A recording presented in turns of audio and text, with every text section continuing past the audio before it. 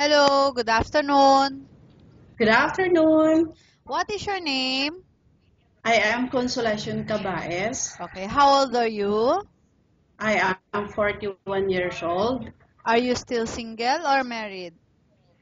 I am married. Okay, how many children do you have? I have two children, Okay, how old are they? 18 years old and 10 years old.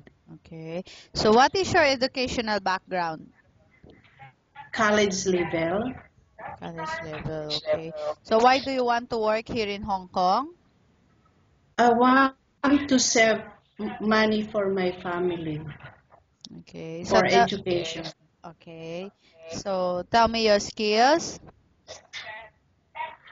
I know how to cook. I know how to take good care of babies and elderly and even pets.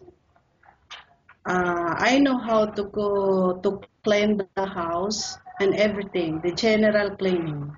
Okay. So anything you want to tell to the employer? Okay.